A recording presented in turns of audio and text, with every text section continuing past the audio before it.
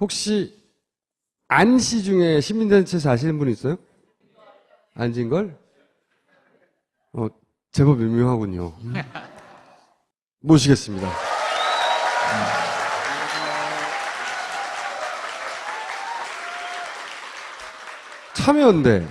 참여연대를 압수수색했다는 걸 아십니까? 이 시민단체 상징과 같은 참여연대, 박원순 서울시장이 탄생시킨 이 참여연대가 압수수색이 됐어요. 그 이유가 뭐냐? 지난 총선 때 총선 넷이라는 걸 참여연대가 주축이 돼서 구성을 하고, 이 사람들은 낙선시켜야 한다고 낙천운동을 하며 이 사람들을 선정했어요. 10명을 선정하고 낙천운동을 했습니다. 어떤 식으로 했느냐? 예를 들면 여기 보이죠? 요런 얍삽하게 판넬에다가 요렇게 오려가지고 이쪽을 오세훈이 보이게 한 다음에 오세훈 낙선운동을 하는 거예요. 제가 보기에는 이런 짓을 한 이유는, 구멍을 뚫은 이유는 뭐냐면, 원래 선거 기간 중에 후보자 이름이나 사진을 찍어서 배포하면 선거법에 걸리거든요.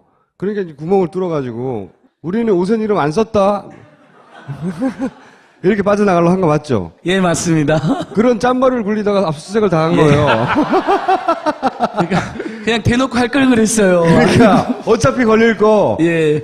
선거법 위반이라고 하기에는 사실 되게 웃겨요. 이거는 퍼포먼스에 가깝거든요, 이런 거. 이거는 뿌리지도 못해요. 이거 하나 들고 있으면 지나가는 사람이 보는 거란 말이에요. 그렇죠?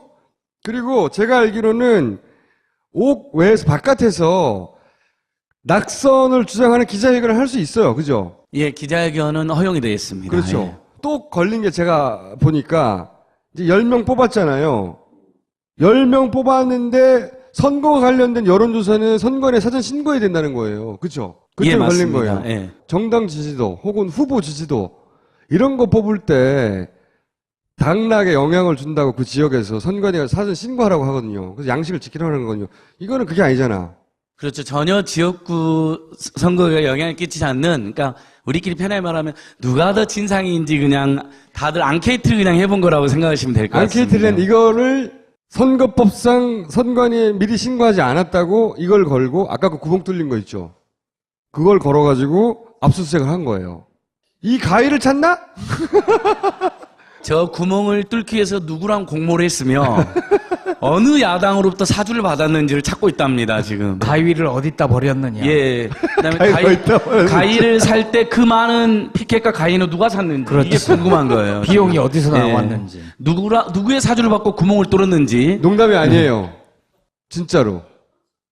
그래서 압수수색을 하고, 그래서 야당 누가 시켰냐고. 그거 조사받고 있죠. 아니 근데 참여연대가 좀 약해진 거 아니에요? 예전에 참여연대는 대단히 힘이 세서 함부로 경찰이 그렇게 압수수색 들어가고 예. 못했거든요. 게다가 낙선운동도 했다 그러면 전 언론이 가서 처음 낙선운동 할 때 어마어마한 했잖아요. 예, 2000년 총선연대 낙선운동 때는 그 총선연대 사무실에만 100여 명의 기자들이 상주할 정도였는데 그때에 비하면 뭐 영향력이 많이 줄어들었다는 비판도 받고 있습니다. 예.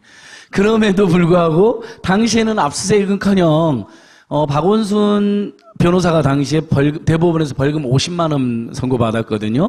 그렇게 대놓고 불복종을 선언하고 당시에는 아예 낙선운동이 금지되어 있었습니다. 근데 그 후로 이제 우리 민주주의가 발전하면서 낙선운동은 완전히 허용되어 있는데 온라인은 완전 허용, 오프라인은 기자회견을 통해서만 한번 공표하는 거하고 문서 도화로 사실 알려야 되잖아요. 현수막이나 이런 걸 전혀 못하게 되어 있으니까. 그래서 이제 생각해낸 게 오세훈 이름 안 썼다 이러면서 오세훈 그 선거사무소 앞에 가서 이렇게 비춰서 카메라로 찍고 이러고 놀고 있었던 거예요. 그런데 그걸로 시민단체 10곳을 다 털었어요. 그리고 개인 집도 털었죠. 참여연대가 압수수색 당한 게 저희가 94년도에 생겼는데요. 나름 그래도 한 15,000명의 그 열성적인 회원님들하고 또 많은 시민들의 응원으로 그래도 열심히 했다고 하는데 물론 부정한 면도 있지만 2008년 광우병 의원 미국산 쇠고기 묻지마 수입할 때 그때 한번 압수수색 당했습니다. 그래서 그때도 많은 시민들께서 안타까워하셨는데 그 후로 딱 두 번째 당한 일입니다. 사무실장이 개인적으로 고생 많이 해요, 진짜. 촛불 집회, 그게 언제입니까? 7년, 8년 전인데 아직도 그것 때문에 재판에 쫓겨다녀요. 아직도. 2008년도에 2달 감옥 갔다 왔는데 그럼 됐잖아요 나름대로. 근데 지금도 9년째 재판받고 있습니다. 너무 지겨워요. 아직도 항소심이 진행 중이에요. 아직도 일부러 안 끝내는 거죠. 예. 광우병 때 100만 명 단위가 나왔던 것 같은 위협을 느낄 수는 없잖아요. 당장. 그게 아니라 앞으로 못하게 하려는 거예요. 씨를 말리려고. 이제 씨가 말하게 되는 거예요, 이제. 아니요. 그런데 보통 이제 좀 겁도 나고 이축도 되고 때로는 귀찮기도 하잖아요. 사실 압수수색 당하면 정말 짜증도 나고 귀찮고 많은 회원들이나 시민들께서 혹시 후원자들의 개인정보도 털어간 거 아니냐, 통신 자료 이렇게 털어간 것처럼 그렇게 걱정하시던데 그런 건 전혀 털리지는 않았지만 그 자체가 벌써 이축을 주고 불필요한 논란을 일으키고 또 평소에 박근혜 정권이나 새누리당의 잘못을 강력하게 비판해온 시민단체들에 대해서 마치 뭔가 큰 불법 부당한 행동이라도 한 것이냐, 그 어버이날을 앞세워서 정치 공작 여론 조작하는 것처럼 또 그런 여론도 더 쉬운. 아니, 그리고 최근에 제가 참여연대에서 하는 참 좋은 일 중에 하나라고 느꼈던 게 그 공익 제보를 하고 나서 피해를 본 사람들이 있잖아요. 그분들이 막상 생계가 막막해질 수 있거든요.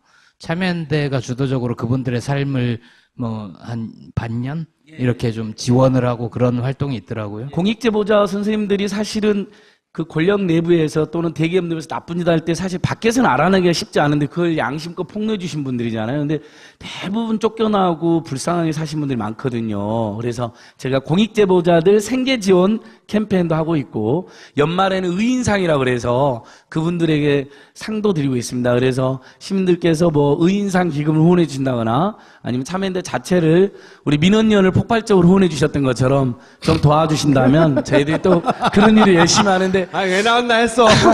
아닙니다.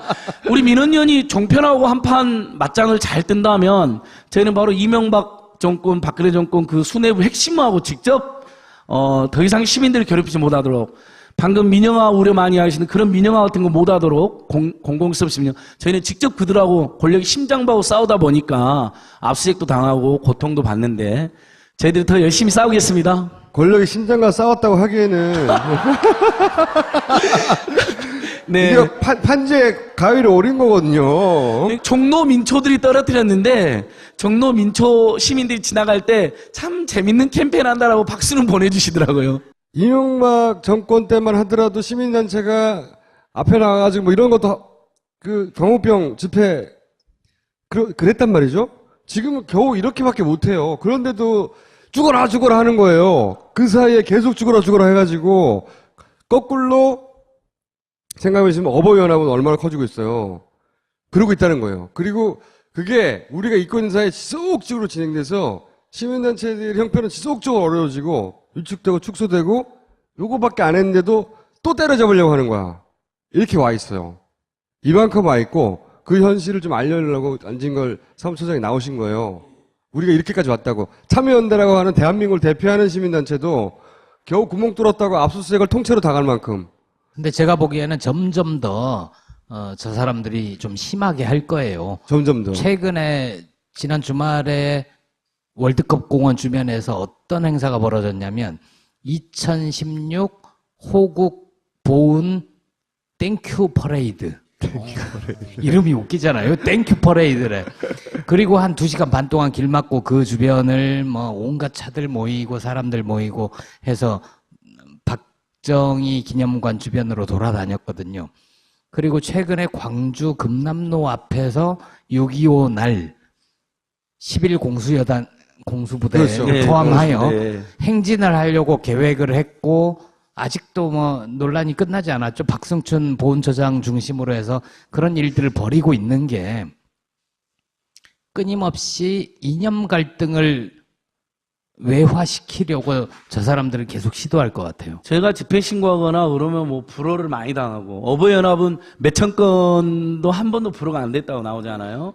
그리고 또 저희가 사실 기자회견이라는 건 우리 김보엽 기자님도 계시지만 기자들과 시민단체가 약속해서 일종의 어떤 메시지를 발표하는 자리인데 기자회견만 해도 경찰들 기자회견 10명 하는데 경찰들이 한 100명 와요. 지금도. 그러니까 그래서 저는 이제 드리고 싶은 말씀이 뭐냐면 이 방송을 보시면 이미 파파이스 시청자들은 돈 낼 데가 너무 많아요. 참여연대까지 기대하지 마세요.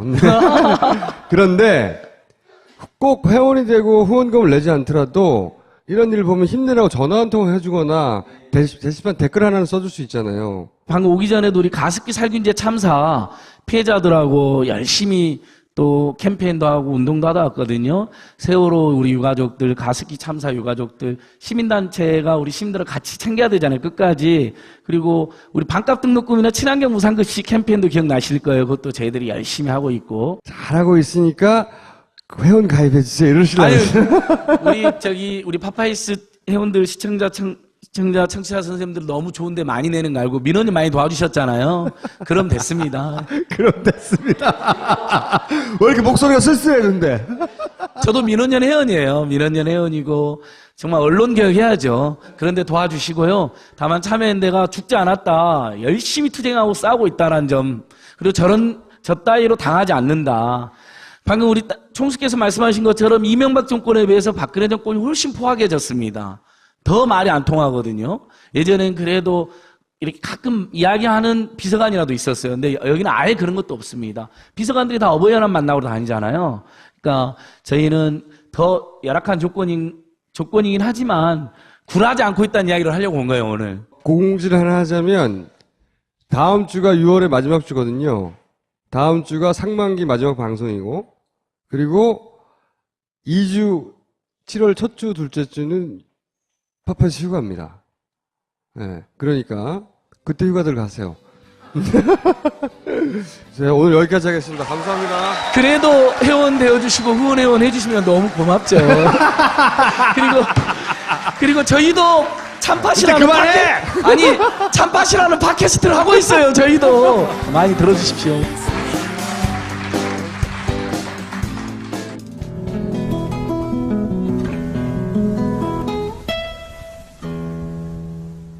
그걸 걸어가지고 압수수색을 한 거예요. 이 가위를 찾나? 저 구멍을 뚫기 위해서 누구랑 공모를 했으며 어느 야당으로부터 사주를 받았는지를 찾고 있답니다, 지금. 가위를 어디다 버렸느냐. 예. 그다음에 가위를 살 때 그 많은 피켓과 가위는 누가 샀는지 그렇죠. 이게 궁금한 거예요. 비용이 지금. 어디서 예. 나왔는지. 누구의 사주를 받고 구멍을 뚫었는지. 농담이 아니에요. 진짜로. 그래서 압수수색을 하고 그래서 야당 누가 시켰냐고 그거 조사받고 있죠. 아니 근데 참여연대가 좀 약해진 거 아니에요? 예전에 참여연대는 대단히 힘이 세서 함부로 경찰에 그렇게 압수수색 들어가고 예. 못했거든요. 게다가 낙선 운동도 했다 그러면 전 언론이 가서 처음 낙선 운동 할 때 어마어마했잖아요. 예, 2000년 총선연대 낙선운동 때는 그 총선연대 사무실에만 보는 거란 말이에요. 그렇죠? 그리고 제가 알기로는 옥 외에서 바깥에서 낙선을 주장하는 기자회견을 할 수 있어요. 그죠? 예, 기자회견은 허용이 되어 있습니다. 그렇죠. 예. 또 걸린 게 제가 보니까 이제 10명 뽑았잖아요.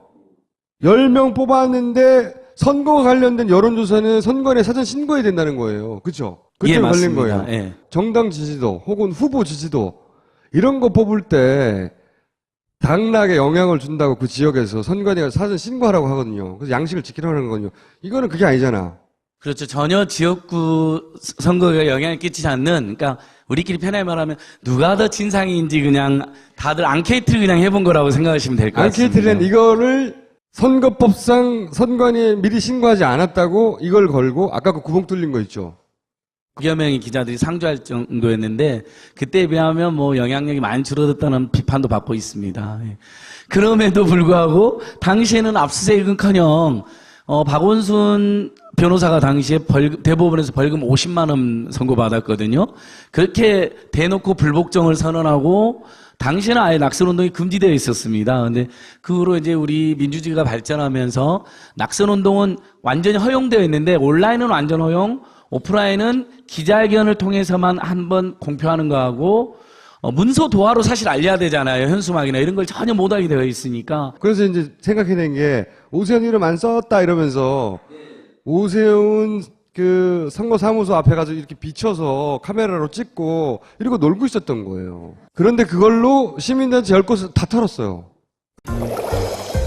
혹시 안시 중에 시민단체에서 아시는 분 있어요? 안 진 걸? 제법 유명하군요. 모시겠습니다.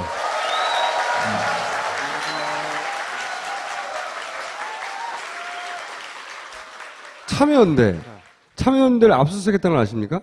이 시민단체 상징과 같은 참여연대, 박원순 서울시장이 탄생시킨 이 참여연대가 압수수색이 됐어요. 그 이유가 뭐냐? 지난 총선 때 총선 넷이라는 걸 참여연대가 주축이 돼서 구성을 하고, 이 사람들은 낙선시켜야 한다고 낙천운동을 하며 이 사람들을 선정했어요. 10명을. 10명을 선정하고 낙천운동을 했습니다. 어떤 식으로 했느냐? 예를 들면 여기 보이죠? 요런 얍삽하게 판넬에다가 요렇게 오려가지고 이쪽을 오세훈이 보이게 한 다음에 오세훈 낙선운동을 하는 거예요. 제가 보기에는 이런 짓을 한 이유는, 구멍을 뚫은 이유는 뭐냐면, 원래 선거 기간 중에 후보자 이름이나 사진을 찍어서 배포하면 선거법에 걸리거든요. 그러니까 이제 구멍을 뚫어가지고, 우리는 오세훈 이름 안 썼다. 이렇게 빠져나가려고 한 거 맞죠? 예, 맞습니다. 그런 짠머리를 굴리다가 압수수색을 당한 거예요. 그러니까 그냥 대놓고 할 걸 그랬어요. 그러니까 어차피 걸릴 거. 예. 선거법 위반이라고 하기에는 사실 되게 웃겨요. 이거는 퍼포먼스에 가깝거든요, 이런 거. 이거는 뿌리지도 못해요. 이거 하나 들고 있으면 지나간 사람이